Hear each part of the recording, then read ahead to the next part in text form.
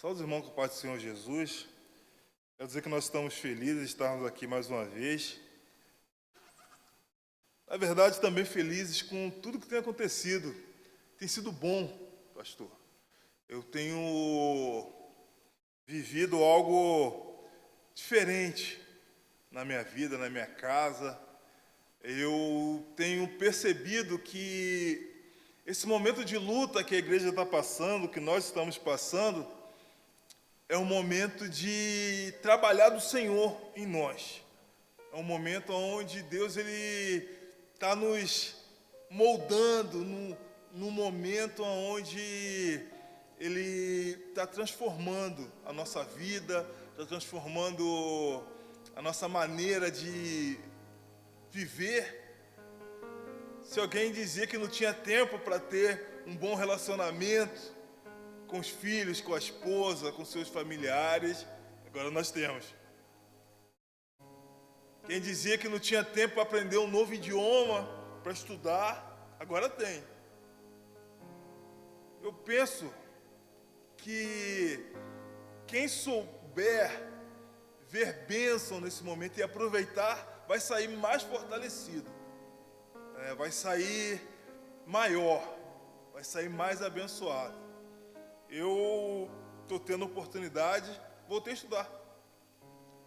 estudar, vou fazer o vestibular esse ano de novo, tento fazer uma nova faculdade. Estou feliz. Eu estava conversando com a minha esposa, falando, nossa, como é gostoso voltar a estudar, voltar a ver as matérias ali que a gente aprendia no ensino médio. E Deus ele tem nos abençoado. Aprendi um novo instrumento. O Senhor nos tem dado graça. Já estou tocando os hinos da igreja que nós cantamos aqui no piano.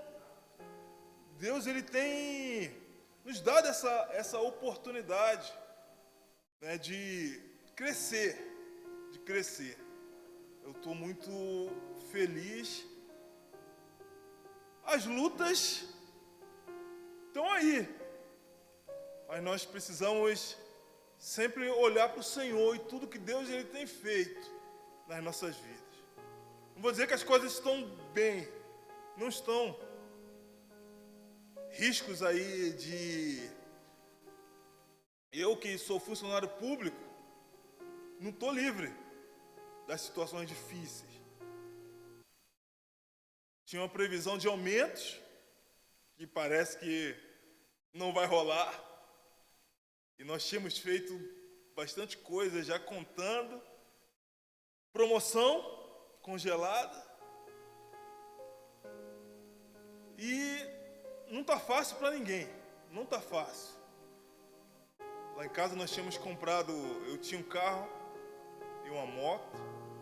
Comprei um carro e a moto para a esposa. Com as coisas que estão acontecendo, tive que devolver para o banco. Devolvi o carro. Pretendia vender o segundo e comprar um menor, porque a gente precisa se adaptar à situação. Botei para vender no LX, anteontem bati o carro. Benção. E a gente vai caminhando, com a graça de Deus. Eu acredito que Deus, nas dificuldades, Ele prepara as dificuldades nas nossas vidas para nos abençoar, para nos permitir ter um relacionamento diferenciado com Ele. Eu li num livro uma vez que ninguém, talvez seja uma frase de efeito, mas isso me marcou. Ninguém talvez esteja pronto para ser usado pelo Senhor sem antes ter passado pelo vale da dificuldade. Nós precisamos aprender a confiar e a depender do Senhor. E a passar nas dificuldades dando glória a Deus. Às vezes isso falta na gente. Passar nas dificuldades agradecendo a Deus pelo pouco e pela fartura, como diz Paulo. Precisamos aprender a viver na fartura e a viver também nas dificuldades. A palavra que eu gostaria de deixar com a igreja se encontra lá em Mateus, capítulo 6, versículo 31. Pretendo ser breve, mas eu gostaria de compartilhar uma passagem, algo que Deus ele falou ao meu coração esses dias. Diz assim a palavra do Senhor, Mateus capítulo 6, versículo 31. Não andei, pois, inquietos, dizendo, o que comeremos? Ou o que beberemos?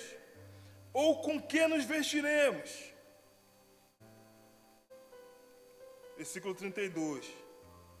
Porque todas essas coisas os gentios procuram, e o vosso Pai Celestial bem sabe que necessitais de todas essas coisas. Mas procurai primeiro o reino de Deus e a sua justiça, e todas essas coisas vos serão acrescentadas. O 34. Não estejais, pois, inquietos pelo dia de amanhã, porque o dia de amanhã cuidará de si mesmo. Basta a cada dia o seu mal. É interessante, o Senhor ele nos fala. E quando o pastor lia aqui em Romanos, ó Senhor, como Tu és maravilhoso. Às vezes a gente passa na dificuldade, a gente imagina que o amor de Deus não está conosco. O Senhor se esqueceu de nós. E que o amor de Deus se afastou porque nós estamos na dificuldade. E Paulo, ele deixa isso claro na passagem que foi lida. Nenhuma dessas coisas nos afastam do amor de Deus. Ainda que você esteja nu, o amor de Deus está sobre as nossas vidas. Ainda que você esteja sendo perseguido, ainda que haja morte. E ele vai falando, nem a morte, nem vida, nem anjo, nem principado, nem coisa do presente, nem do porvir, coisa nenhuma de tudo isso que pode nos alcançar, que pode nos perseguir, nos separam do amor de Deus. Nós precisamos enxergar e ver o cuidado de Deus, mesmo nas situações difíceis. E Jesus, ele falando com os seus discípulos, ele diz, olha, não estejais inquietos. Confie. Não estejais inquietos. Busquem aquilo que é de Deus. Porque aquilo que é de vocês, Deus vai prover. Deus vai abençoar. Sabe, pastor, eu penso às vezes que o pecado original não foi a desobediência. A desobediência foi consequência do pecado original, que, na minha opinião, foi o homem querer ser independente de Deus. Não precisar depender como dependia Adão, Eva. Dependia de Deus para tudo. Era orientado por Deus, ensinado. Todo dia o Senhor, ele vinha e palestrava com o homem. E Satanás, ele vem e oferece, olha, foi assim que Deus disse, não comereis? Mas eu digo que se vocês comerem, vocês serão como Deus, conhecedores do bem e do mal. O conhecimento libertaria o homem da dependência de Deus. O homem seria como Deus. E Deus falou, o homem agora é como nós, conhecedor do bem e do mal. E a Bíblia vai dizer que Eva olhou a fruta e falou, e a Bíblia diz que era a fruta que era própria para dar conhecimento. E era bonita. E ela come e dá ao seu marido.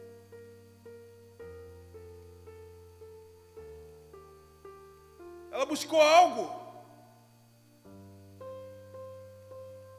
que deixaria ela independente de Deus. E aí, na busca dessa independência, ela desobedece e come do que não deveria.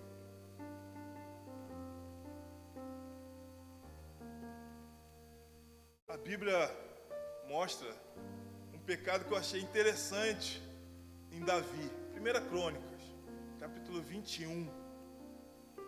Quando Davi faz o recenseamento do povo, ele manda contar o povo nos seus últimos dias.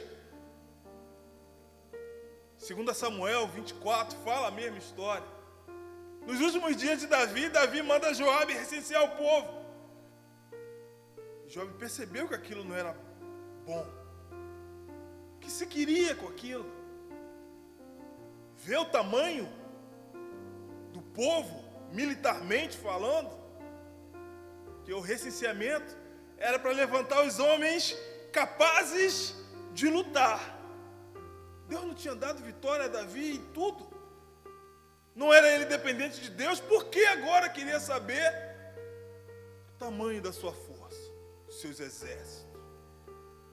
Deus não se agradou disso. E a história é tremenda, porque o profeta Gade, ele olha para Davi e fala: olha, Deus manda você escolher 3 coisas. 3 anos de fome, 3 meses fugindo dos inimigos, ou 3 dias enfrentando a espada do Senhor. Ele prefere Deus. Ele falou: caia eu na mão de Deus e não na mão dos homens. Aí ele se lembrou de contar com a misericórdia do Senhor. E é interessante que a Bíblia diz que numa manhã morreram 70 mil homens. E ele se ajoelha. Deus, ele é terrível, porque quando o anjo ele começa a dizimar o povo, Deus se arrepende, volta atrás e diz: basta, recolhe a tua espada. Era para ser 3 dias, mas se fosse 3 dias, se não amanhã já 70 morreram. E a Bíblia diz que Davi viu o anjo no ar, com a espada, desembainhar. O anjo ele já estava perto da eira de Araruna, porque ele vinha para destruir Jerusalém.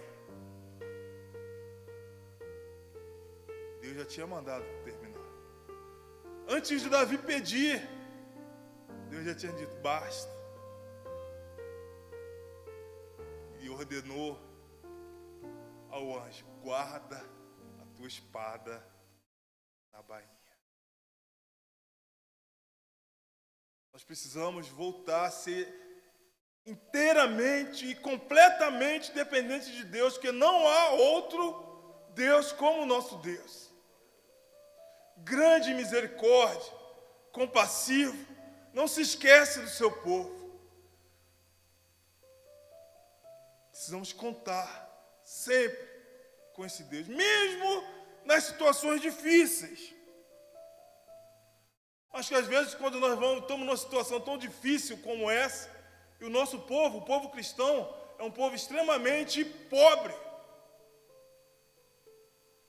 Grande parte dos cristãos são pessoas humildes.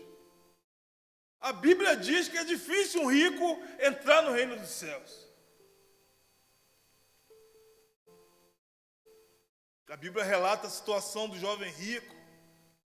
E Jesus diz que é mais fácil um camelo entrar pelo buraco de uma agulha do que um rico entrar no reino dos céus. E a gente vê isso. Se você entrar numa comunidade, lá no Rio de Janeiro, eu lembro quando a gente entrava nas comunidades, a cada 3, 4 casas tinha uma igreja. Ano passado eu estava numa operação lá em Boa Vista, e eu ia nas comunidades, a gente seguia assim na rua, acho que numa rua com 500, 600 metros, acho que eu vi umas 8 igrejas, onde tem pessoas humildes, as pessoas buscam a Deus. Jesus falou: bem-aventurados pobres de espírito. Tem gente que é pobre e nem parece, né? Tem gente que é pobre e tem um rei na barriga. Mas aqueles verdadeiramente pobres reino dos céus é das pessoas humildes. É interessante, Jesus fala isso na parábola do rico e de Lázaro. Quando o rico está no Hades, no local dos mortos, e ele pede para que Lázaro traga, Abraão fala para ele: quando você estava vivo, tu recebeu todos os teus bens na tua vida, e ele só dificuldades. Agora é o contrário. A Bíblia não fala o pecado de nenhum dos dois. Não fala que o rico era pecador e que Lázaro era bom.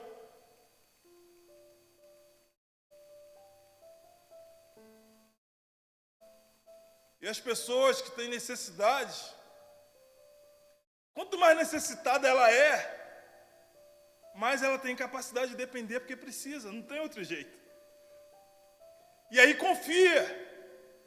Eu vi um trabalho, um vídeo, onde um jovem, ele escolhia um mendigo, uma pessoa de rua, morador de rua, e ele pegava uma nota de $100, isso lá nos Estados Unidos, e deu para o mendigo: olha, isso aqui é para você.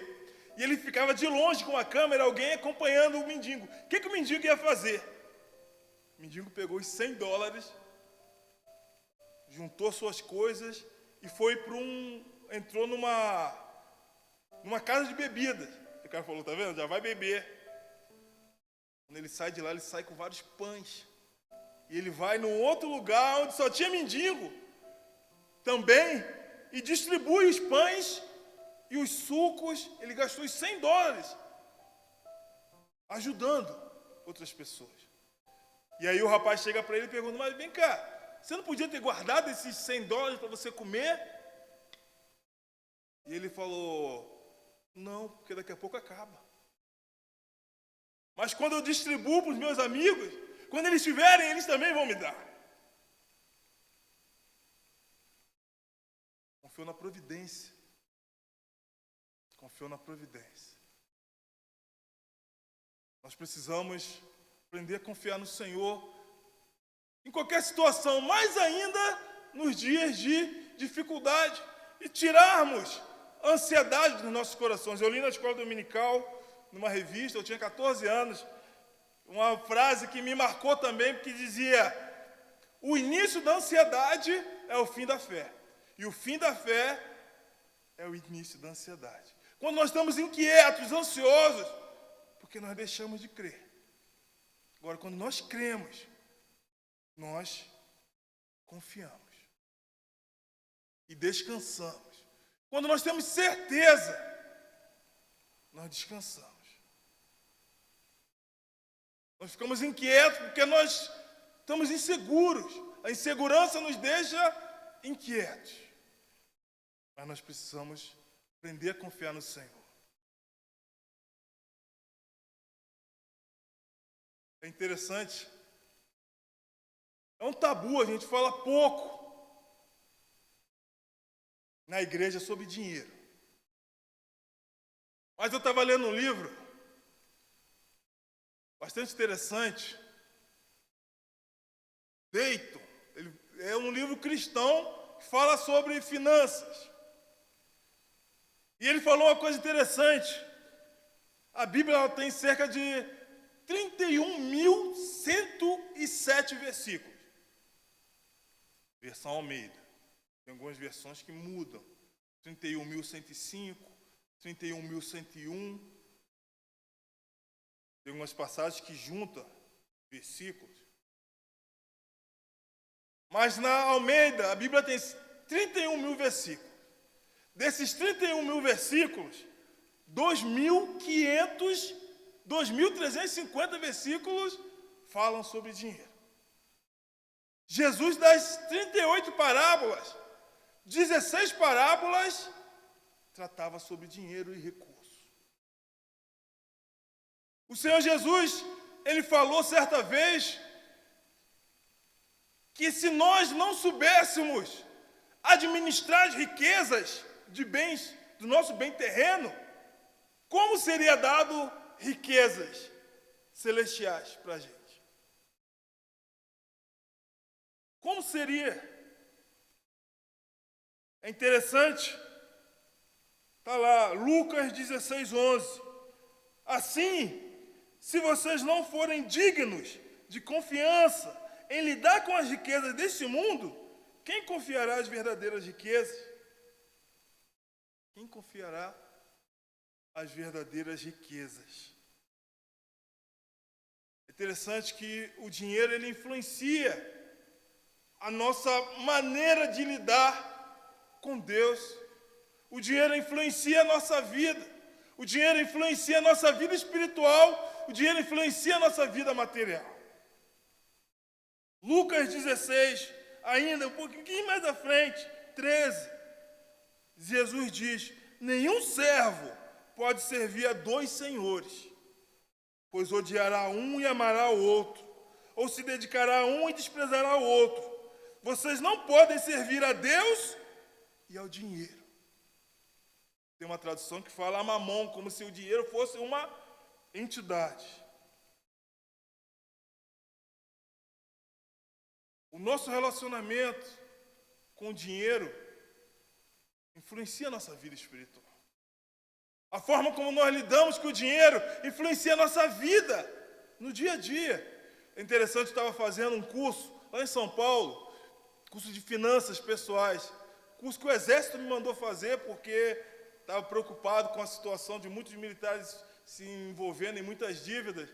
E aí o palestrante ele falou uma história interessante. Um casal ia se separar, estava no juiz pedindo divórcio.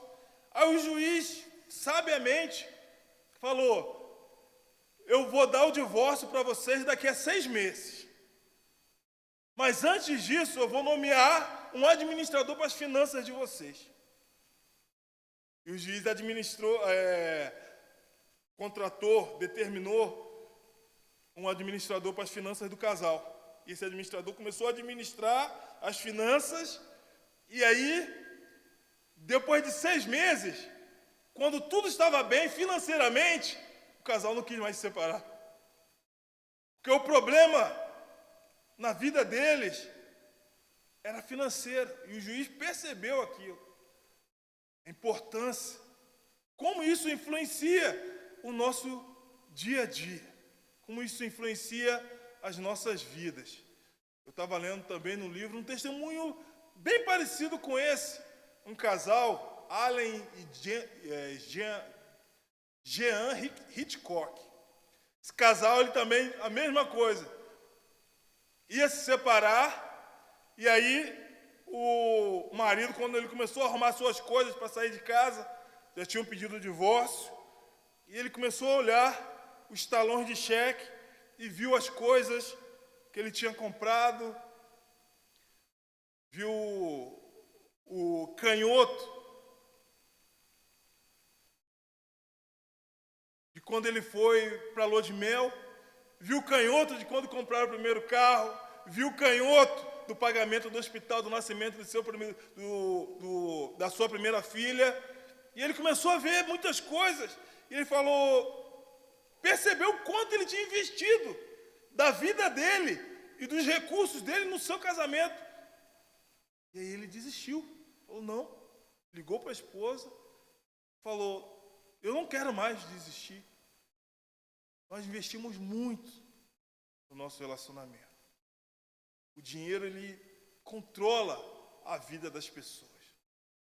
Por isso que o Senhor, ele nos adverte que nós precisamos nos afastar, não deixar que o dinheiro influencie as nossas vidas.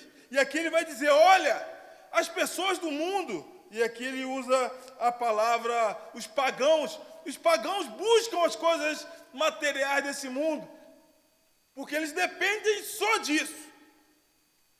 O cristão não. O cristão, ele deve depender de Deus. E não é uma situação econômica favorável que vai dizer se você vai ter uma vida próspera ou não. É Deus. Ele não precisa de uma situação econômica favorável para te abençoar. Jesus, ele deu de comer 5.000 com apenas 5 pães E 2, e a Bíblia pontua, peixinhos. Deus, ele não precisa de nada para nos abençoar. Mas nós ficamos inquietos, nós temos dificuldade muitas vezes para lidar com o dinheiro, nós não temos muitas vezes sabedoria e nós ficamos aflitos. As coisas da vida nos afligem. E a Bíblia, ela nos mostra bem como escapar de tudo isso, de como confiar em Deus. E a Bíblia vai dizer que o que nos permite viver uma vida plena é uma palavra que nós precisamos aprender a conviver com ela. Contentamento. Quando o homem ele está contente com aquilo que tem, ele não se aflige. Agora, quando a pessoa ela está sempre buscando mais, ela nunca se satisfaz, porque quando ela alcança, ela quer mais. E está sempre buscando os recursos dessa vida, os recursos desse mundo. Mas quem sabe viver as situações, quem sabe, quem tem essa capacidade de se contentar com aquilo que tem, ele vive em paz. Paulo, ele vai dizer, Filipenses 4, versículo 11, não estou dizendo isso porque seja necessitado, pois aprendi a contentar-me em qualquer circunstância. Sei o que é passar necessidade e sei o que é ter fartura. Aprendi o segredo de viver contente em qualquer situação, seja bem alimentado, seja com fome, tendo muito ou passando necessidade. Posso todas as coisas em Cristo. Ele me fortalece. Nós precisamos aprender a estar contente. Se nós estamos passando pela situação difícil, comendo pão e água, precisamos aprender a dar glória a Deus. Acontece que Leonardo da Vinci, ele falou uma coisa interessante. Aquele que aprendeu a voar, quando está no chão, tem a mente nos céus, porque ele experimentou o que é voar. E o seu coração estará sempre nas alturas, buscando voltar para lá. Ou seja, às vezes, Deus nos traz para uma situação de uma certa fartura, e quando nós não podemos estar mais naquela situação, o Senhor nos permite regredir um pouco. Nós não conseguimos ficar mais contentes, porque nós queremos a fartura. Nós queremos o que estava acontecendo antes. Nós queremos aquela situação de estabilidade. Paulo, ele diz em Filipenses sobre estar contente com o que nós temos. Se nós temos muito, estejamos contentes. Se nós temos pouco, estejamos contentes, porque a nossa felicidade e a nossa alegria tem que estar no Senhor e não nas coisas que nós temos, porque não são nossas. A Bíblia vai mostrar Deus sendo identificado por mais de 250 títulos. Mas o título que mais identifica o Senhor nessa situação das finanças, do dinheiro, das riquezas, das coisas desse mundo, é Senhor. Porque o Senhor é aquele que é dono de tudo. Acontecia muito na Idade Média. O Senhor, ele era dono da terra e ele era dono de tudo que estava na terra. E as pessoas que moravam ali dependiam do Senhor. Entendia que tudo era dele. Então ele podia fazer o que queria. E as pessoas entendiam isso. Às vezes a gente perde essa capacidade de perceber de que nós não temos nada, tudo é de Deus. Levítico 25, 23. A terra não poderá ser vendida, porque a terra é minha. Vocês são estrangeiros e imigrantes. A terra do Senhor. Inclusive, baseado nisso, tem uma lei bastante interessante que é do jubileu, aonde quando um israelita, por algum motivo, vendia a sua terra, ou vendia a terra dos seus pais, depois de 49 anos, essa terra voltava. No ano do jubileu, no 50º ano, a terra voltava para o seu dono original. Tanto que o valor da terra era não só pelo tamanho e pela localização, mas também por quantos anos faltava para o jubileu, porque a terra voltava para o dono original. Porque Deus dizia a vocês, não são dono da terra, a terra é minha. E se alguém vender a sua terra, no ano do jubileu a terra voltará ao antigo dono. A terra nunca era vendida definitivamente na terra de Israel, porque a terra é do Senhor. Ageu 2:8, tanto a prata quanto o ouro me pertence, diz o Senhor dos Exércitos. Em outras traduções, minha é a prata, meu é o ouro. Salmo 50:10, todos os animais da floresta são meus, tanto as cabeças de gado quanto os milhares nas colinas. 1 Crônicas 29:11, teus, ó Senhor, são a grandeza e o poder, a glória e a majestade e o esplendor. Tudo que está nos céus e na terra é teu. Teu, ó Senhor, é o reino. Tu estás acima de tudo. Tudo é de Deus. Quando a gente entende isso, que tudo é do Senhor, a gente aprende a estar contente, porque por mais que nós percamos bens, ou por mais que nós percamos riqueza, ou por mais que nós estejamos em situação difícil, nós sabemos que aquilo que nós tínhamos não era nosso, é do Senhor. E não existe apego às riquezas, não existe apego às coisas desse mundo, porque nós entendemos que o senhorio é de Deus, e Ele dá para quem Ele quer. Aí nós aprendemos a estar contentes, que nós possamos aprender a nos contentar com o Senhor e a viver entendendo que as coisas são de Deus e confiando em Deus. Para encerrar, eu vi uma pesquisa interessante, um fato, na verdade.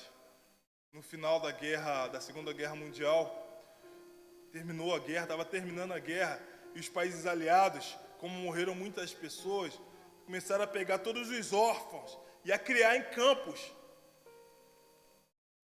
de criação de órfãos, onde eles eram alimentados, tinham comida, apoio psicológico.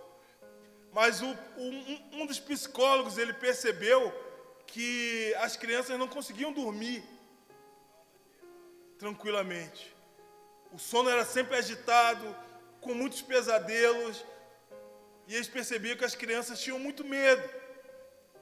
E por mais que desse todo o apoio, por mais que alimentasse bem, desse roupa, desse uma situação boa, as crianças não conseguiam ficar tranquilas. E aí esse psicólogo, ele teve um insight bastante interessante. Ele passou a dar pão para essas crianças. E essas crianças dormiam abraçadas a um pedaço de pão. Que ele percebeu que, na verdade, o temor das crianças era que eles comiam ali e não sabiam se no outro dia iam comer. E aí essa situação de insegurança do que ia acontecer no dia seguinte era o que deixava essas crianças tão inquietas. E aí esse psicólogo, ele dava um pedaço de pão, a criança sabia que ele tinha alimentado, mas que estava com pão para o dia seguinte. Então conseguiam dormir em paz. Vinham de uma situação onde um dia comiam e não sabiam quando iam comer de novo. E aquilo marcava a mente, marcou a mente daquelas crianças. Nós precisamos ficar em paz e que o nosso pão seja as promessas do Senhor. Que nós possamos, cada noite, deitar a nossa cabeça no nosso travesseiro e dormir em paz, agarrados às promessas de que Deus, Ele jamais nos abandonará. E que vivamos o que vivamos, que possamos viver, passemos pelo que tivermos que passar, o amor do Senhor estará sempre sobre as nossas vidas. Eu agradeço a oportunidade, pastor, em nome de Jesus.